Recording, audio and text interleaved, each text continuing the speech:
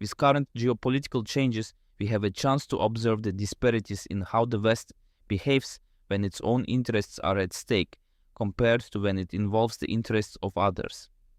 What we are witnessing is the culmination of Western actions over the past 20-30 years. Following the Cold War victory by the US, the gap between superpowers remained unfulfilled. Events in Yugoslavia, Iraq, Afghanistan, Libya, and more serve as results of Western interventions in these countries. The consequences of these actions reverberate in conflicts like those in Ukraine, Palestine, and the impending one in Taiwan. The lies propagated over the past 3 decades are now surfacing.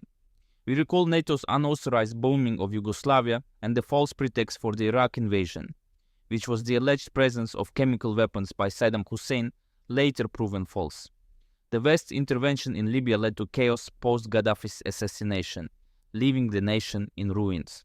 Likewise, the US's objective in Afghanistan to eliminate the Taliban and Al-Qaeda failed after 2 decades, culminating in a humiliating retreat.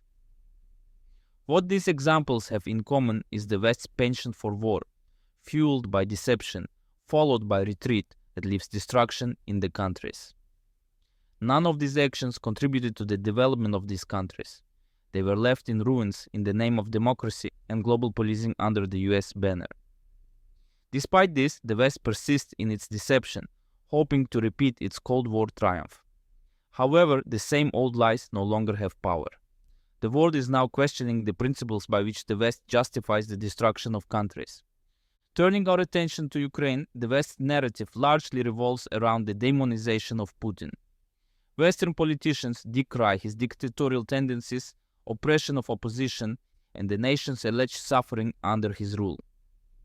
While Putin's authoritarian grip on power is undeniable, it is not as dire as portrayed in the West. Russia once accommodated opposition channels even with official funding from Europe and the US. However, following Navalny's poisoning incident, the government began clamping down on these channels. Is this dictatorial? Yes.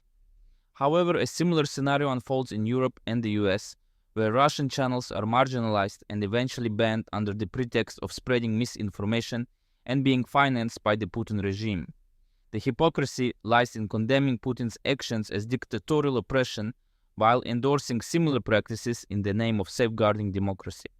The question arises, how does the West distinguish between disinformation and truth?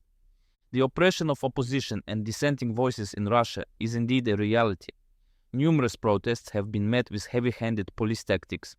One notable example is the large-scale protest in Khabarovsk Krai, triggered by dissatisfaction with a local politician who wasn't aligned with Kremlin interests.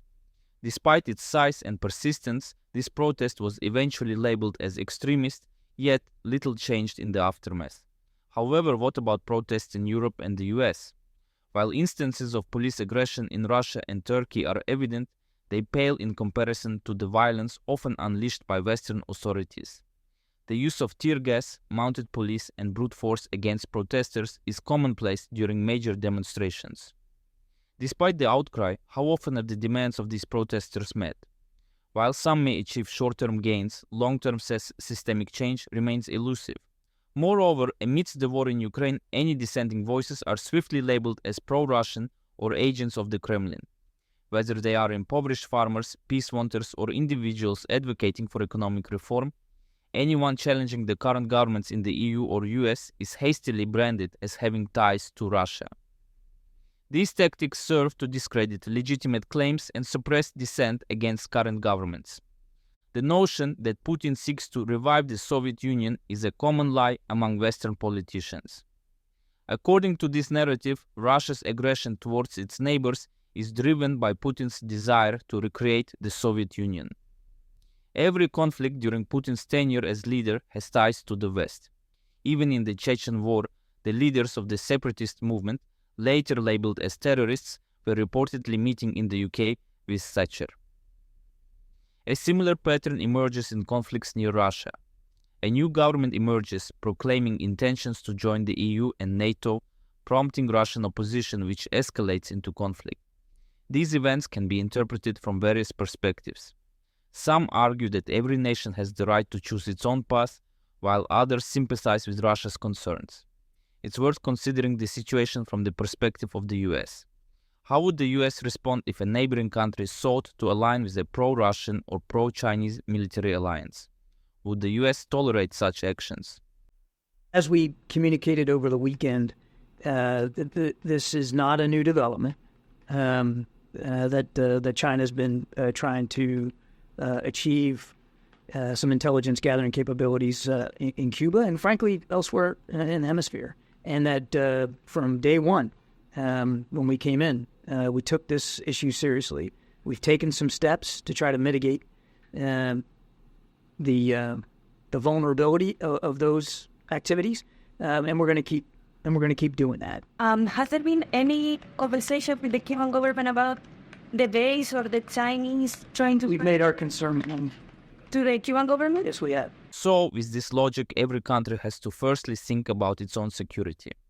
If the US thinks about itself, Russia has the right to do so. This video isn't aimed at defending Putin or Russia, as I'm aware that Russia, under Putin's leadership, is far from flawless. However, it's crucial to acknowledge that Putin's Russia isn't actively imposing its ideology onto other nations. Since the onset of the conflict in Ukraine, Putin has made diplomatic efforts to resolve the crisis.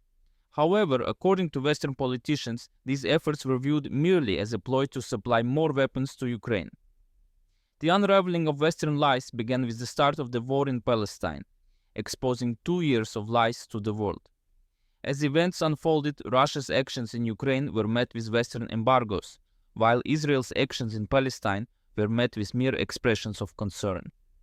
The West sought to shame Russia in the UN for its actions in Ukraine, yet the US obstructed any resolution for peace regarding Israel's actions in Palestine. The West justifies sending weapons to Ukraine under the guise of defending an independent nation, while the rationale behind the US sending weapons to Israel remains unclear. Consequently, an increasing number of countries are challenging Western hypocrisy in the international arena. In this video, we delved into the notion that the West has lost its authority, primarily due to its elite straying from their ideologies. This departure is evident in various aspects, including the manipulation of mass media, propaganda of lies, the suppression of dissenting voices, and the weaponization of currency against other nations, among other actions. While some individuals may rejoice at the destabilization of Western foundations, it's essential to recognize the detrimental effects this phenomenon has on us all. In the next video, I explore this topic further.